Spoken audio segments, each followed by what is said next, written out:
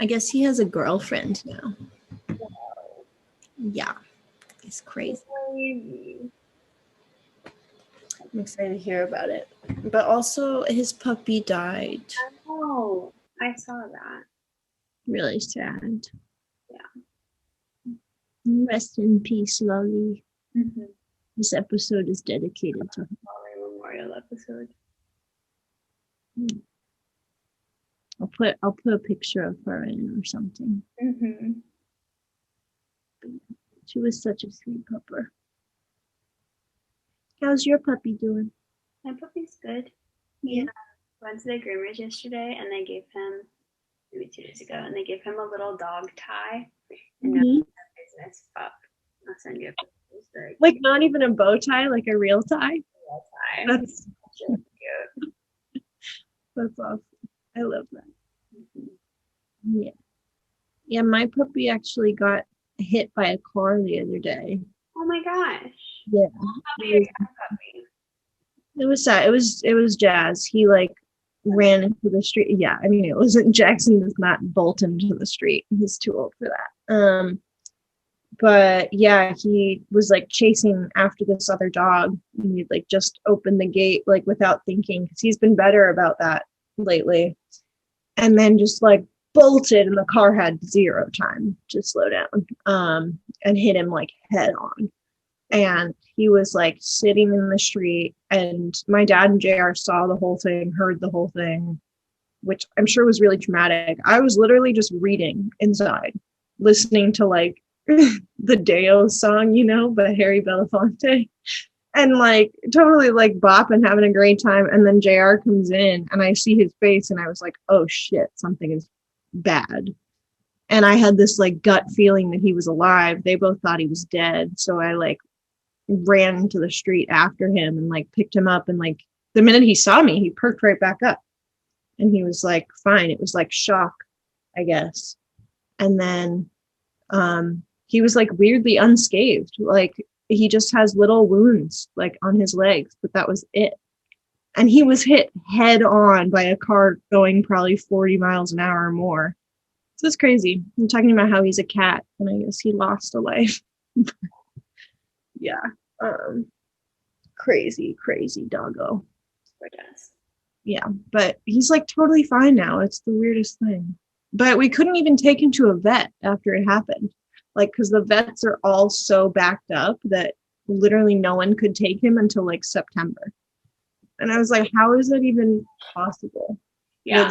Zero emergency pet clinics can take a dog that just got hit by a car. Like, what the fuck? But yeah, it was crazy. Yeah. So he's okay though. And hopefully we'll never run into the street again. So yeah. Max Rosenfeld in my waiting room. Oh, there he is. Hello. Hi. Hello. That's Max. What's up, guys? We were talking about doggos. Yeah. And we said this one would be dedicated to Lollie. Oh, thanks, guys. Yeah.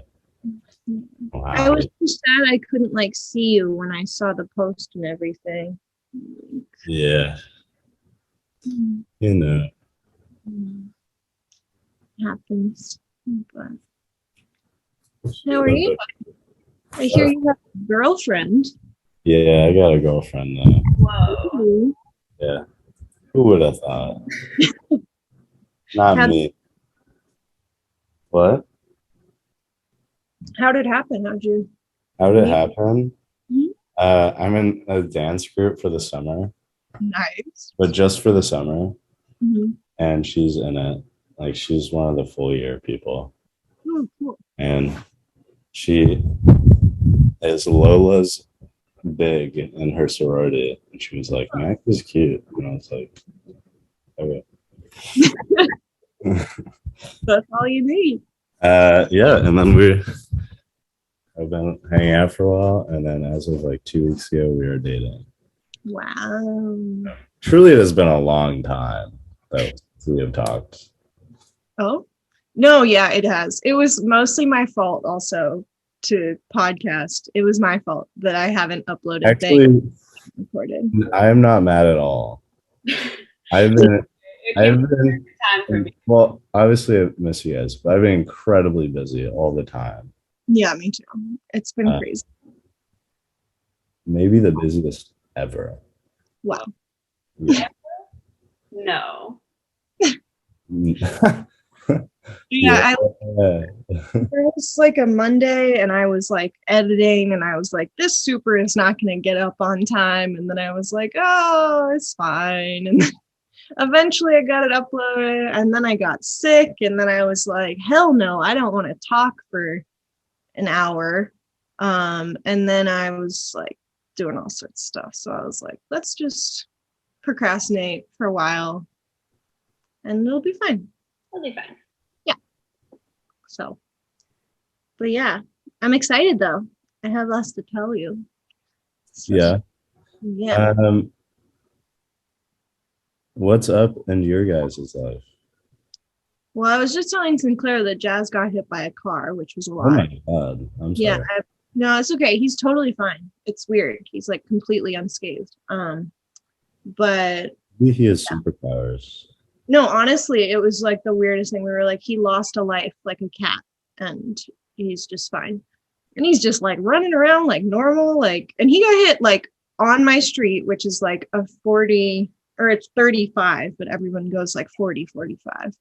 So, and the person that hit him just drove off like nothing. Yeah. So that was not good. Yeah. So I've had some doggo related stuff as well, but you guys know it's my birthday tomorrow. Oh shit, you're right. Yeah, right, that's true. Calling me, hold on. Okay. She's coming. Hello. Oh, he's muted now. Yeah, I'm going back to school soon. Okay. Huh? When do you go back? 28th. And I just learned like a couple days ago that my mom is not allowed to help me move in, but she is flying out with me. So that's going to be fun. Yeah. I'm honestly like very sad to be leaving though, because I've been home for a year. So it's going to be all emotionally. Especially because all of my close family is here. Okay. I'm really sorry. Basically, my mom is coming to campus. Oh, nice. Because it's my birthday, and she was supposed to come yesterday, but her flight was delayed. Oh. And now she's coming in like 5 minutes. Cute.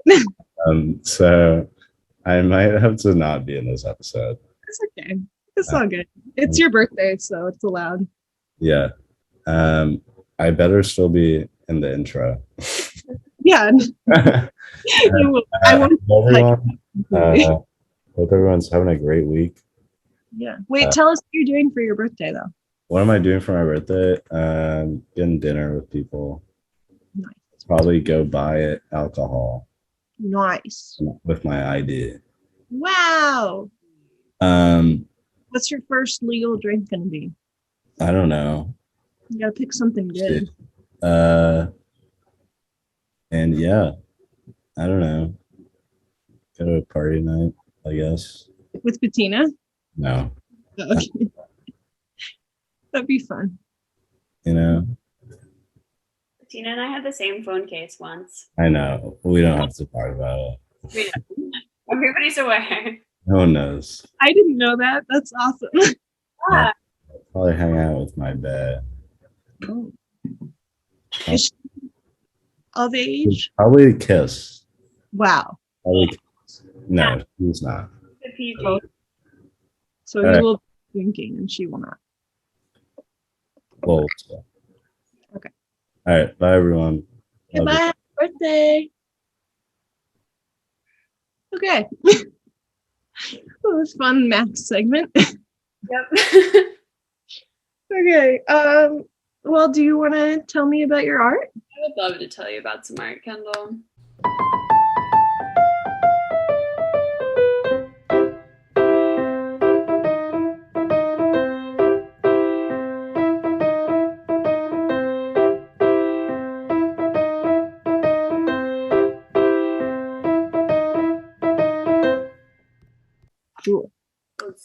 get in here. I missed this a lot. I Oh, know. I was busy, but oh yeah, let's do this. So today, my inspiration, many weeks ago when I did this research, one of my kids, one of my 10-year-olds, came up to me and was like very worried that having a unibrow was not okay. And I was like, I don't know what to research this week, but I had like a conversation with her about it. And then I was inspired to do some research about Frida Kahlo because she's on that point. I was literally teased and called Frida Kahlo in elementary school because I had a unibrow. And because we all have very thick eyebrows in my family, and JR had the same issues and stuff. But my mom was always like, well, Frida Kahlo was a badass. So of all the things to be called, I don't know. Yeah. But yay. Okay. I love this. Yeah. So this one was inspired by one of my kiddos. And yeah, I did some research about, this is just sort of a general Frida Kahlo piece here. But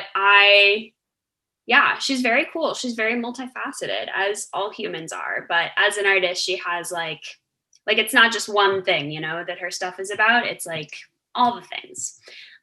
So this is a photo of her from 1932 that was done by her father. She was born in 1907.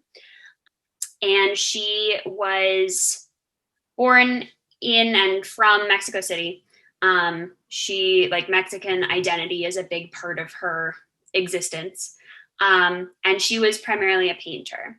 So a lot of the themes in her work center around Mexican identity and also female identity. And also in her personal life, she was in a severe bus accident when she was 18 and basically struggled her whole life with medical problems until she died at age 47.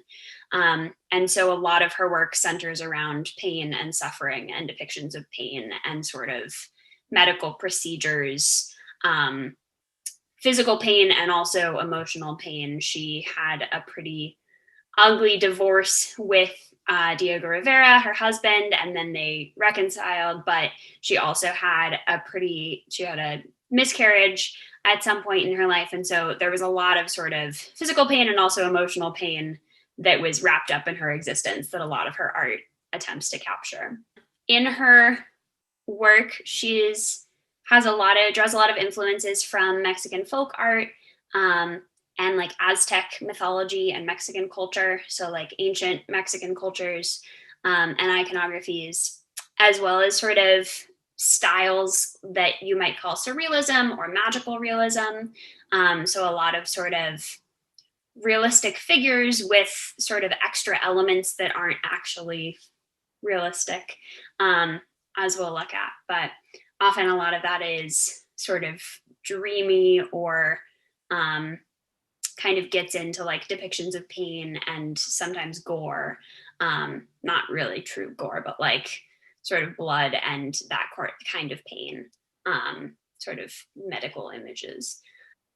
Something I read about with regard to her was a movement called Mexicanidad, which is like emphasizing indigenous cultures in Mexico as sort of a way to like reclaim pride in indigenous cultures as opposed to like a colonial mindset of quote cultural inferiority.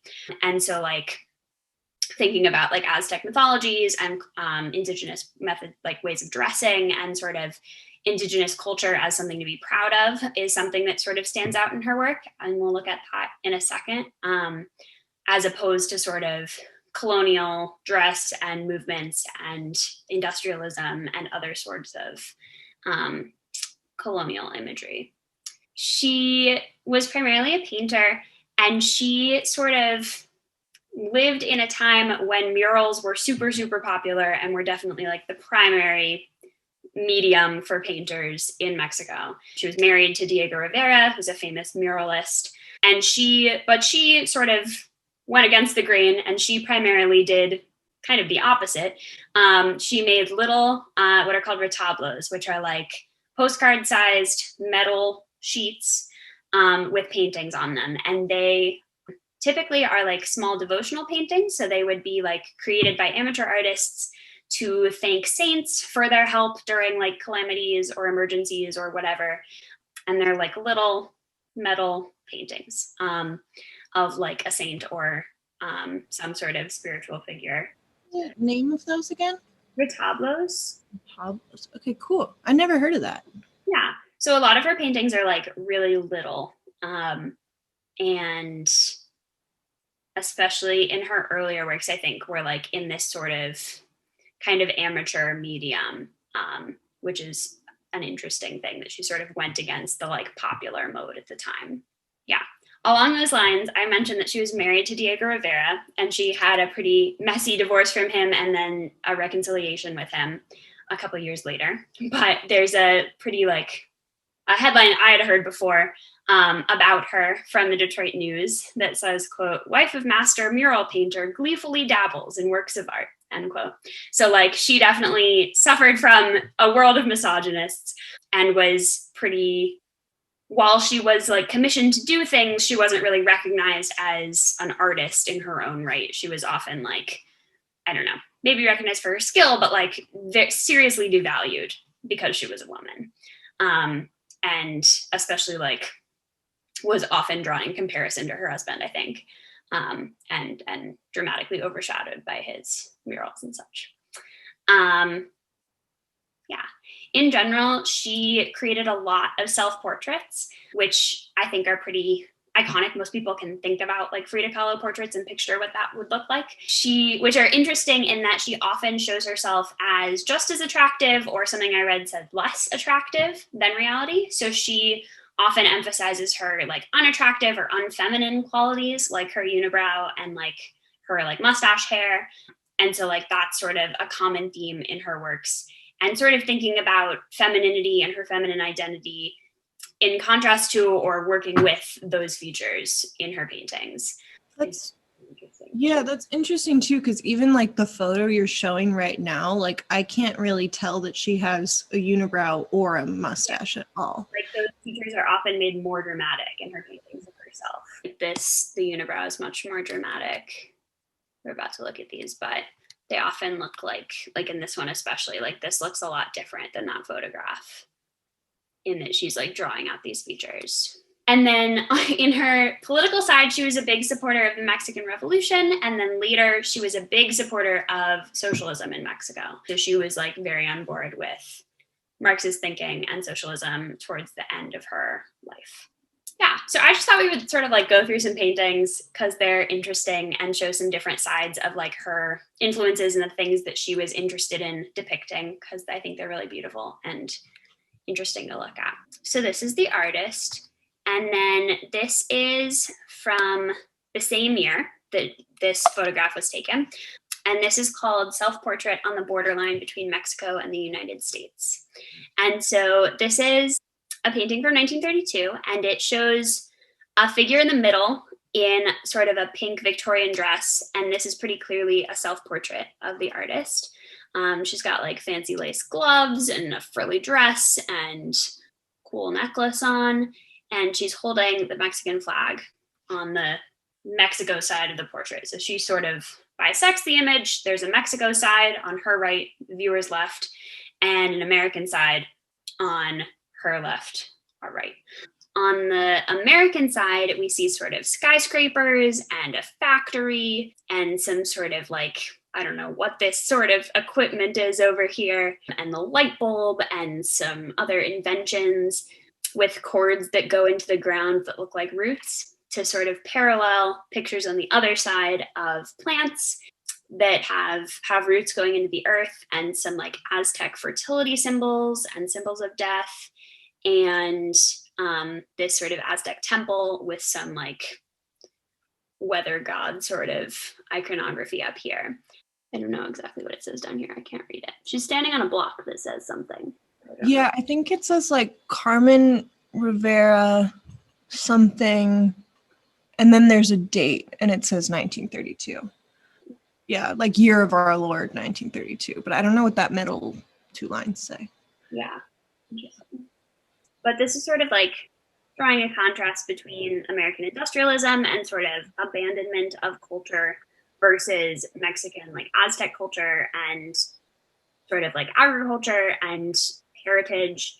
and she definitely felt like much more connected to older cultures, her older heritage in Mexico, and was definitely like critical of American industrialism and capitalism. Yeah, I mean, that's super clear here. You have so much, like, America is just factories and man-made things, and then everything on the other side is natural. And also I noticed she's holding, I think, a cigarette in her hand that's pointing to the US, which is telling. Yeah, this is really cool. I hadn't seen this one before. I like it a lot. Yeah, this isn't one I had seen before either, but I like it a lot. I think it's really interesting how like political this is. Yeah. Oh, I was also going to ask you, do you know if she ever went to the US? I believe that she did. Because I mean, I'm sure living in Mexico, like, of course you hear about the US all the time, and she could easily develop an idea of what it was, but I wonder if she ever saw it for herself. She lived in San Francisco for 6 months in 1930. So she had already lived in the US when she created this. Got it. Okay, cool. And the Carmen Rivera, I guess one of her middle names is Carmen.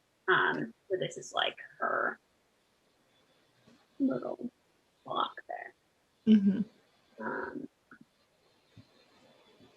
Very cool. Yeah. In a similar sort of theme is this one that I think is more popular, but they're both super famous. Yeah.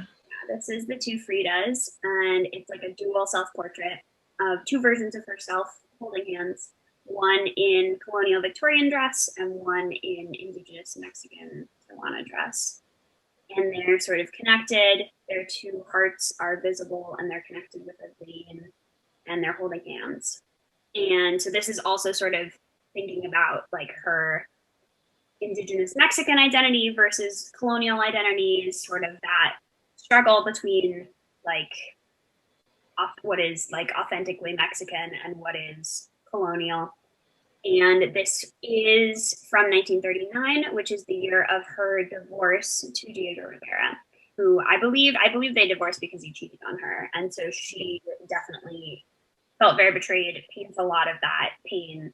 And in this painting, the Tijuana version of herself is holding a tiny portrait of Diego Rivera. I know what that was. So yeah, I read that. But she like has him here, and then on the colonial side, she's holding forceps and cutting this vein, which could also be like her pain about their divorce, but also her pain in general. Also cutting him off. Yeah. But still bleeding. Yeah.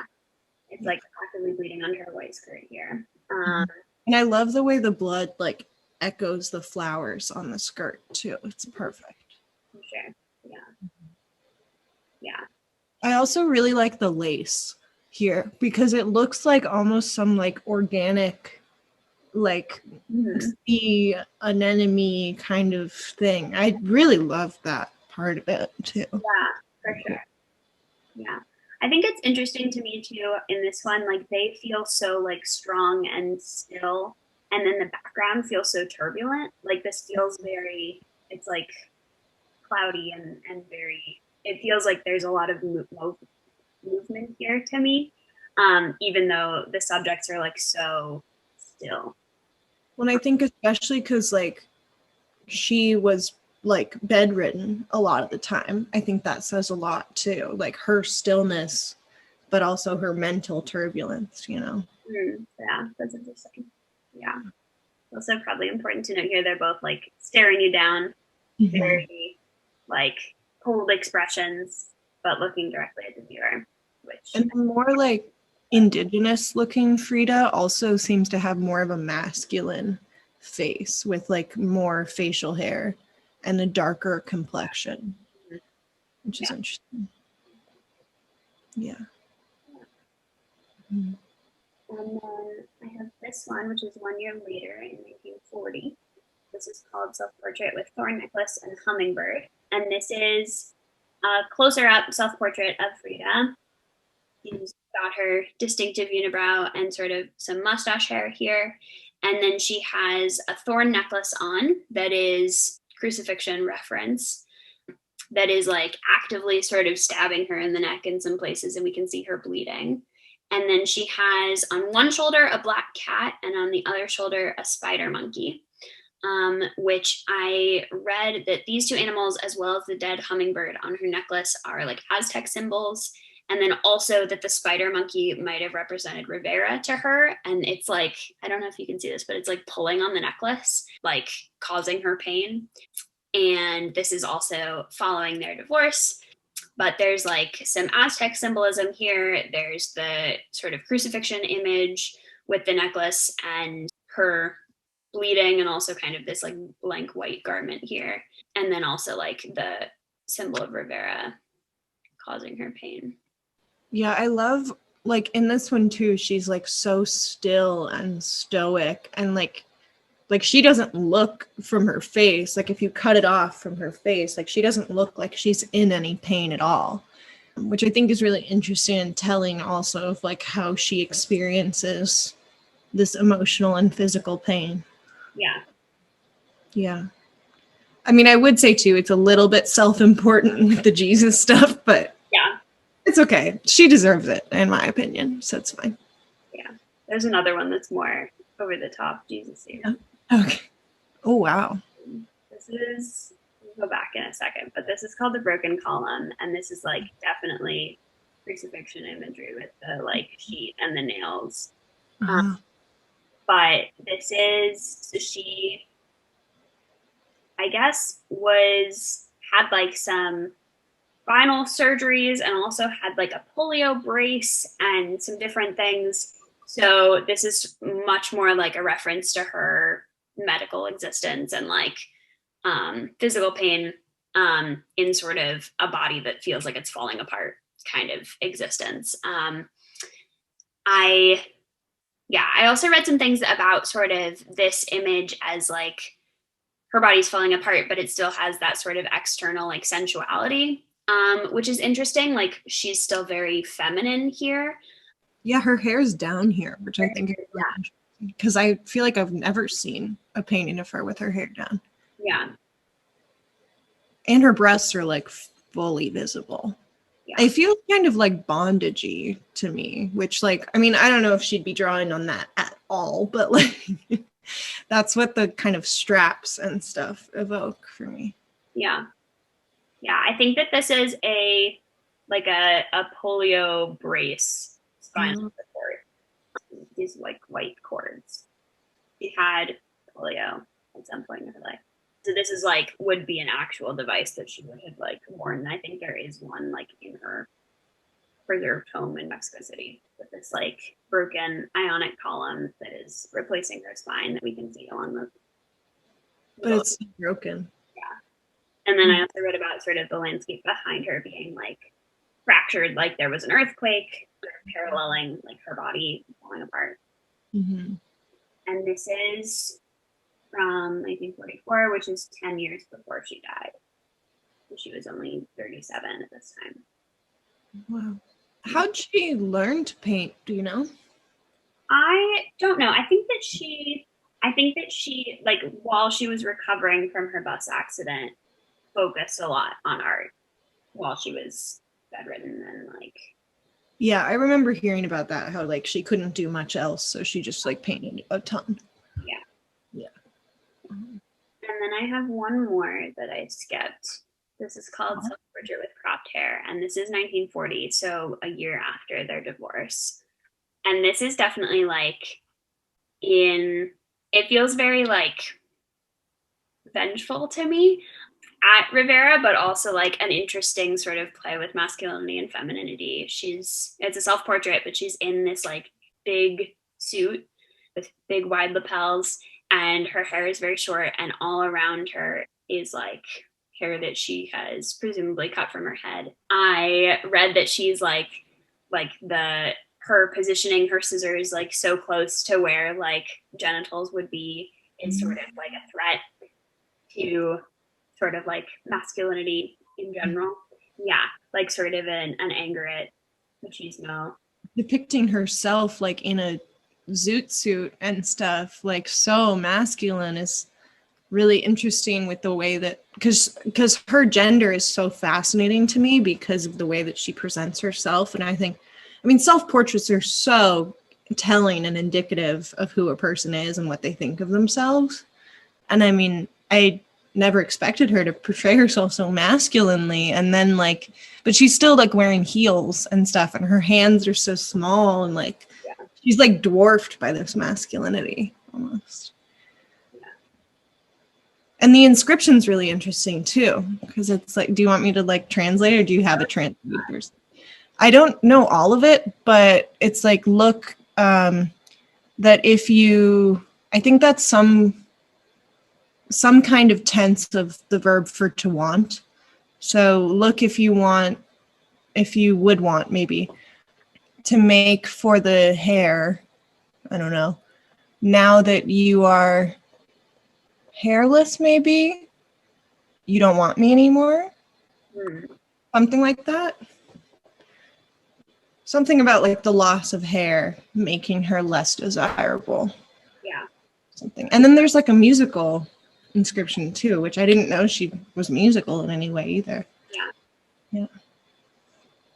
So cool. And I love the hair too, like strewn everywhere, and it's like, I don't know, the lines, and it looks very like Salvador Dali with the hair in this one, I feel like. Yeah, it's really cool. And the way it's like draped on the chair is really awesome. You picked really good ones that I've never seen before. Yeah, I know. I feel like she has like, I don't know, she's very interesting to me, because with a lot of artists, it feels like there's like one theme or one like thing, one story.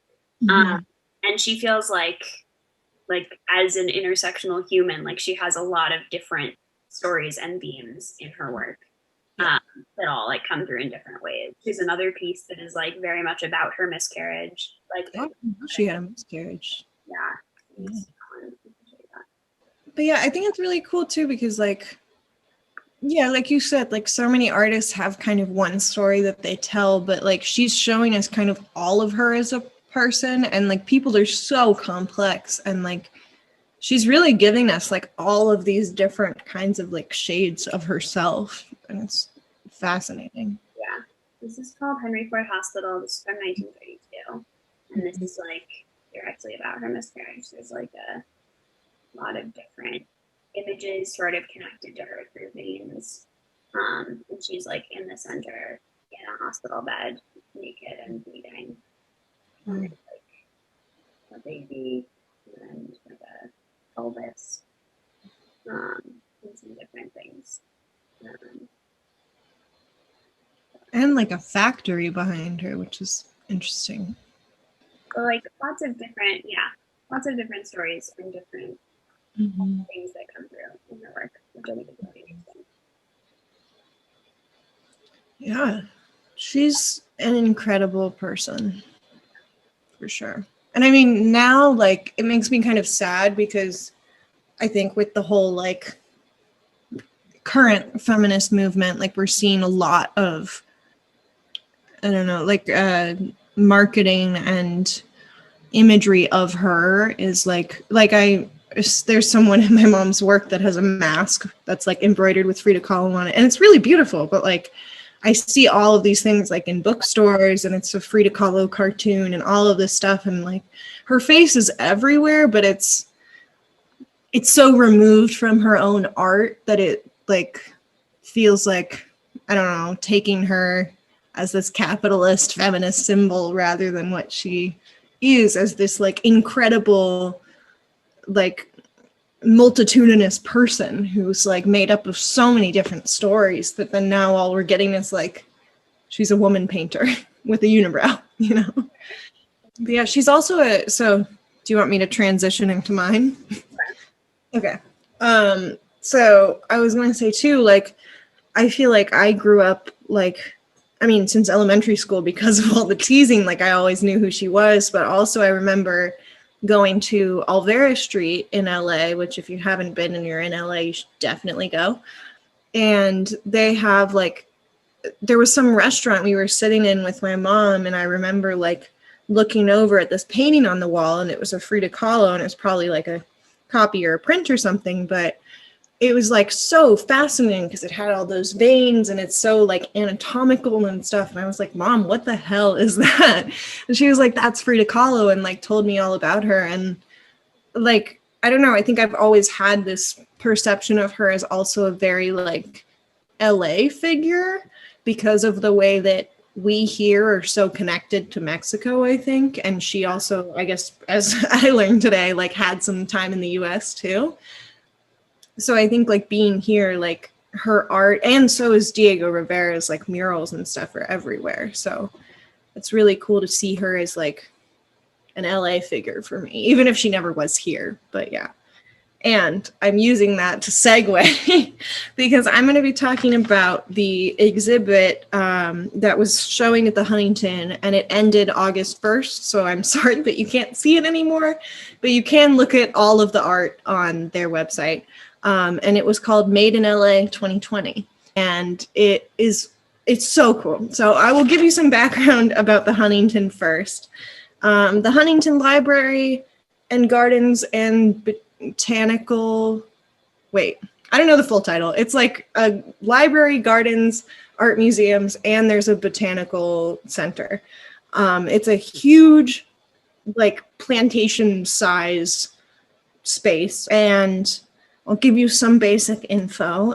There's more than 2,000 scholars that study there, more than 800,000 visitors, and I have no idea during what time span 800,000 visitors visit because it didn't say. It's an independent nonprofit, and it opened publicly in 1928, which is 1 year after the death of Henry Huntington.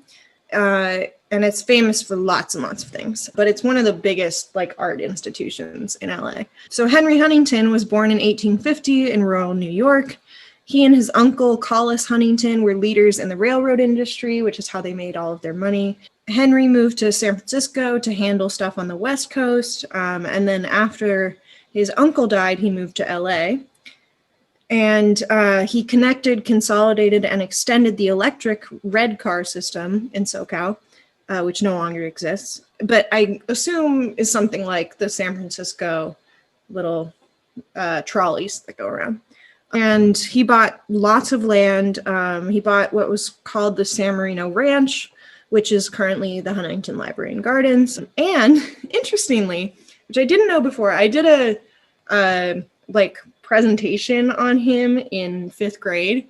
And I did not learn this then, but today I learned that he married his uncle's widow, which I guess is a thing that like used to happen more, like brothers would die and they would marry their wives and stuff, I feel like. But yeah, so he married his uncle's widow, Arabella. I'll share my screen. I have a picture of them. Okay, this is them.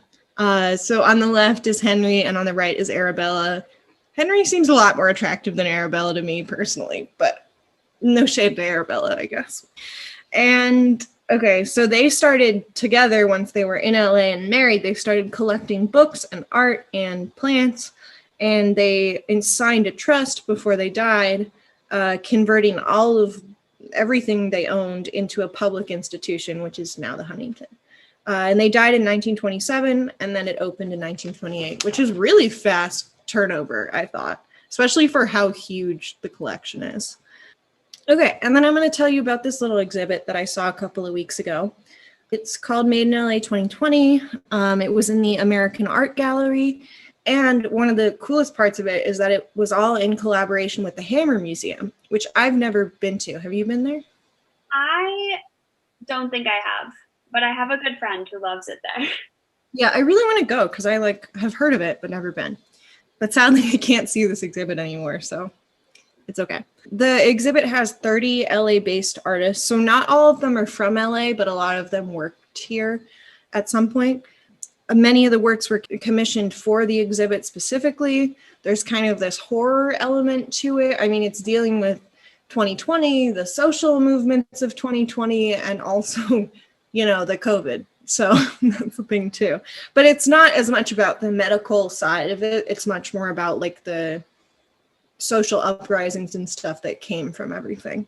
And also like what it means to be an Angelino, what it means to be a non-white Angelino. Most of the artists, I think, are non-white, which was really cool for the Huntington, especially because it's such an old white institution. I mean, look at these people. And a lot of the stuff there is all like Rococo paintings and very like old white people portraits and stuff. And I mean, I saw a cool exhibit there where they had like a Black woman artist came in and she had all these dancers that were non-white like dance in the exhibits, which was really cool because you had all of these like kind of like the Faith Ringgold quilt.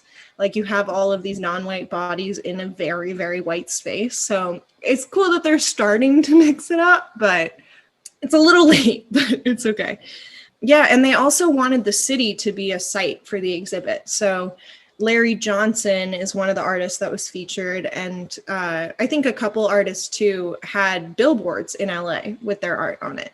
So they really tried to like use the city to their advantage in this. And I mean, I remember seeing what's his name? Fulton Leroy Washington, who's also known as Mr. Wash, has these beautiful paintings of like people crying and stuff. And there were all of these banners in Pasadena that had the made in 2020 with the tear and everything. So these images are around LA, and I'd seen them before I went to the exhibit. Yeah, also there's some stuff with Black News, which is, and it's BLKNWS, which is a project by Raheel Joseph, which he used like news and viral videos. So there's a lot about media happening. There's also like this mirroring and empathy, and there's tons of themes. So I'm not going to go super in depth because there's way too many artists and way too many works for me to try to do that. But I highly recommend like looking on the Huntington's like past exhibitions website, and you can look through all of the artists and see everything, and it's so cool. And there's a great like 12-minute video that I watched about it too that gives you like a nice overview of several artists and like what the exhibit's about, and it's really cool. So I'll name a couple of them just because I want to like shine a light on these young, cool artists. Alexandra Noel, Anne Green Kelly, Aria Dean, Sabrina Tarasoff, who I'm going to talk about the most. Like I said, Fulton Leroy Washington, aka Mr. Wash, who does these beautiful portraits. Monica Majoli, who did a really interesting thing with, so Blue Boy and Pinky are two of the most famous parts of the Huntington's collection. On the left, I'm showing this portrait of a young boy in blue. He's like standing on this kind of mountain, and there's sea, and it's very like, I don't know, it's Rococo, right? Like it's very frilly outfits and bright colors, and the background's kind of muted, but he's very brightly blue.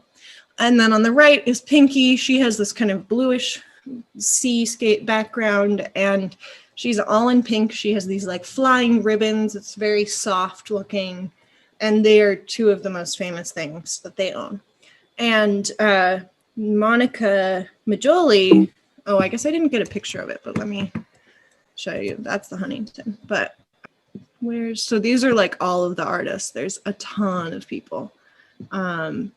But Candace Williams was also one of the really cool ones that I loved seeing. She does these like amazing collages with like Black history, but also like newer Black art and artists. So one of my favorites was one that like had all of this imagery going on, but at the center was like Rihanna's face, and like she looks like a queen. And like, I mean, her name kind of is related to Queen, I think too, but it was so cool to like see this well-known Black pop artist like in such an old museum in a portrait like there. And I was like, this is so impactful and awesome. Oh, here's Raheel Joseph, who does the Black News. Larry Johnson, this is the one that was on the billboard. Oh, here's Monica Majoli. So she did these really cool looks at the Blue Boy Gay magazine, which was like the first national gay magazine. in the US. And it's called Blue Boy, like calling back to Blue Boy. And she did a lot of work with like death and AIDS and being gay and like all of this stuff. So that was a really cool one to see. Also, Ronaldo Rivera, Harmony Holiday. I talked about Candace Williams, and Brandon P. Landers are some of the artists. So I want to tell you about Beyond Baroque, which is this awesome haunted house that they created within the exhibit. It's terrifying, truly. Like, I was scared, and I was by myself at this exhibit. And I wrote about it also, like, after I went through it. So maybe I'll read you a little bit of what I thought in the moment. I talked about, let's see. Well, I said I think they did a good job of incorporating lots of different media. Yeah, the most impactful part or experience was the walkthrough multimedia piece, Beyond Baroque. It included several works from various artists, including Zion Fenwick and Twisted, which is a team that is based in Highland Park, and they create these haunted walkthroughs. So Sabrina Tarasoff like kind of got them to come help her with this. And it's got lots of like video, audio, and light elements, and they were all like pretty overwhelming. So like you first go into what I'm showing now, which is these like projected screen images. There were like creepy teddy bears and birthday cakes and like random stuff all over the walls, and it was all kind of black and white and very like trippy. And then that's like the entrance. Well, that's what the exhibit looks like. Okay, and then you go in, and then there's all this like graffiti and imagery, and there's like a Frankenstein head right there. And then there's like this picnic scene, and there's like wine bottles strewn on the floor, and these like giant mushrooms and teeth and like oversized paper mache images, and like a mailbox, which I wanted to open, but I wasn't sure if I could touch it, so I didn't. That was really cool. And then you go into like a light tunnel, and then and there's also all these like mossy like cave looking things. I have another picture of it over here somewhere. Yeah, like this, like there's all these like paper and vines and stuff, and it doesn't look real, but like there's these dripping noises of like how water sounds in a cave. So it's pretty immersive. And there wasn't a creepy figure like there is in this photo at the end of the hallway, which is good because that would have scared the shit out of me. But in between a lot of the spaces are these like caves. And it's really like unsettling.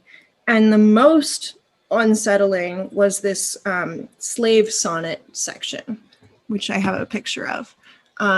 This is, present. So this is the scariest room to me.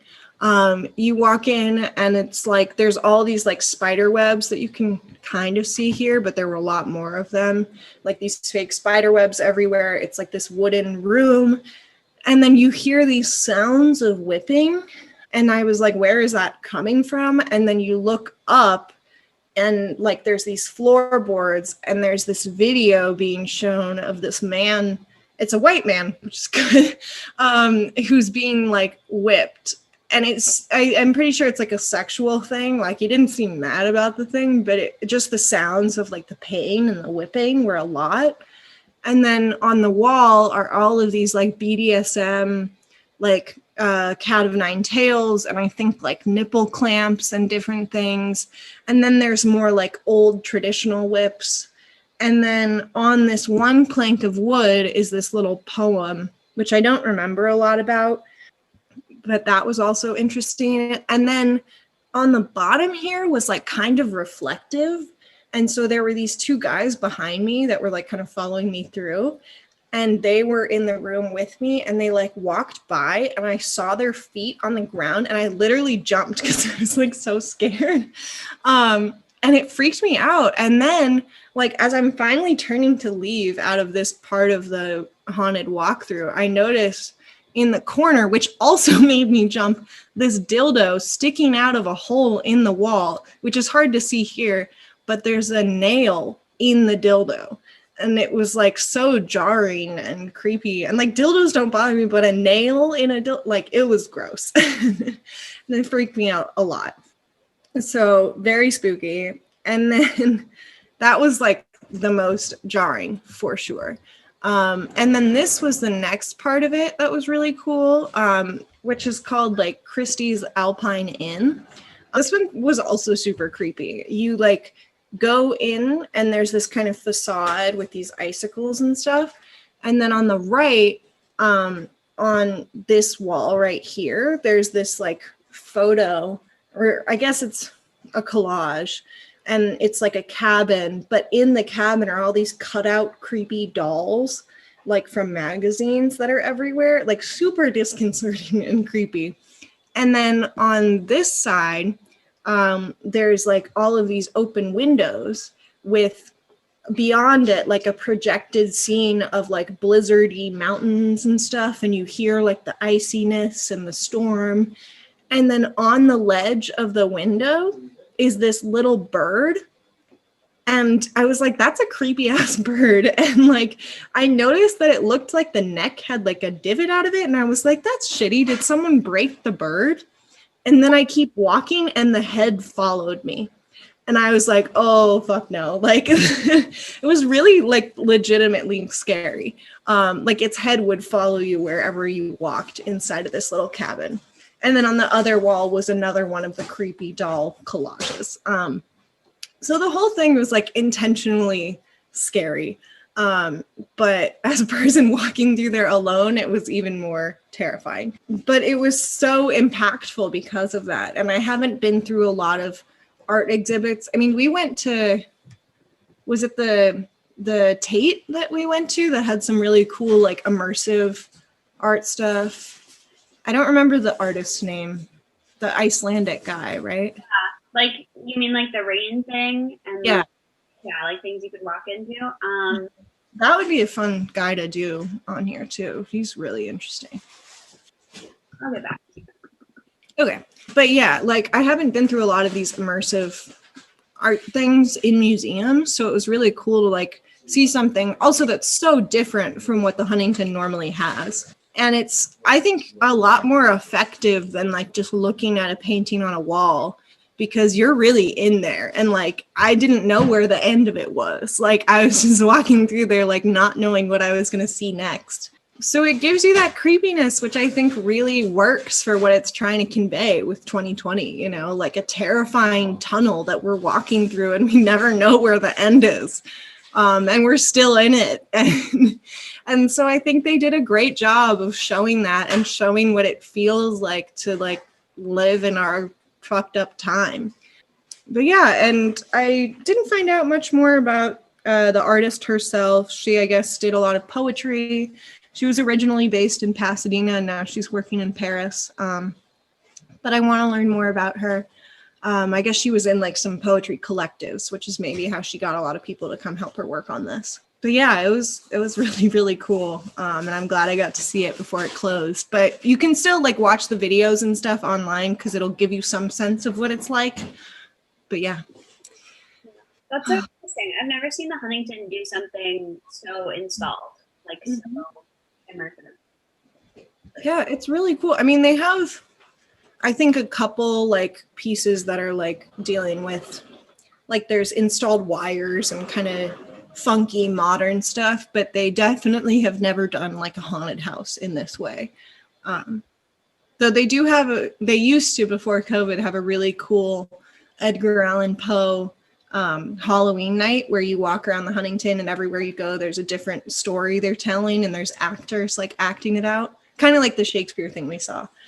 But yeah, so if you're in LA ever, the Huntington is an amazing place to visit. It's got beautiful gardens also. I have some other pictures of it I'll show you. So this is the library where I actually worked also. I volunteered here for a little bit and it's just gorgeous. And you can only get in if you're a scholar or a librarian. So it's pretty damn exclusive. And I spent lots of time in the basements of these libraries, like by myself, which is kind of creepy, hoping I wouldn't stumble upon a ghost or something. And they're all very like echoey and dark and stuff, but it's so cool because all of these books are so old and you never know what you're going to find. And it's fun to be able to like be around these scholars who are researching all these different things and getting to help them every once in a while. And this is the botanical gardens. Which I didn't realize before I did my research too, that Henry and Arabella did actually collect botanical stuff too. I thought it was all art and literature that they collected, but yeah, they had plants that became part of the collection also, which then makes a lot more sense why the gardens are such a huge part of it. And there are also all these beautiful, I don't think I have pictures of it, but the Huntington also has gorgeous gardens. This is the bonsai garden here. It's huge also, like you can spend an entire week there if you were allowed to. The Chinese garden's beautiful. The Japanese garden might be my favorite. And they've got the desert garden, which is really hot. But they have the famous corpse flower, which just, I guess it blooms like every couple of years or whatever, but it's like a long amount of time between each bloom and it smells terrible, which is why it's called the corpse flower, and it bloomed this summer, so that was a huge deal. And there's the California garden, and yeah, it's just, there's so much to see. You can see some of the manuscripts they have some old Canterbury tales, some of the God, I can't think of the name, but the guy that did he was really into birds, and he created this huge book of all of these beautiful ornate paintings of different kinds of birds. And so you can see a lot of the original manuscripts of that. They have some old like Edison light bulbs. You can see all of these fascinating different kinds of light bulbs. So it's such a cool place to explore. I highly recommend it. They have awesome events and stuff all the time. And I feel so lucky that I got to grow up going there. But yeah, that's what I've got for you today. Yeah, I recommend the Huntington. The artist you were thinking of is Olafur Eliasson, who is a Danish Icelandic artist. Mm-hmm. There's a lot of. I might research him. Cool. I'll let you do him then, because I was gonna. What was I thinking? Oh, I might look into why girls are seen as pink and boys are seen as blue. That's something I think I might do for the next recording. Because I had so much fun with like my devil research. Yeah, I like doing these like question-based ones, and yeah. So I think that'd be fun. Oh, yeah. Wow. All right. Well, we'll probably talk next week. Yeah. Yeah, next week I'll be. That's cool. Wow. Okay. Yeah. Oh, I miss you. Okay. All right. Well, thank you for listening. If you stayed till the end, you can find us on Instagram at paintoncanvasontape with underscores in between everything. You can email us at paintoncanvasontape@gmail.com. And yeah, let us know what you thought. Rate and review us on all the things. Would be so nice. Yeah. Okay. Bye. Bye. Bye.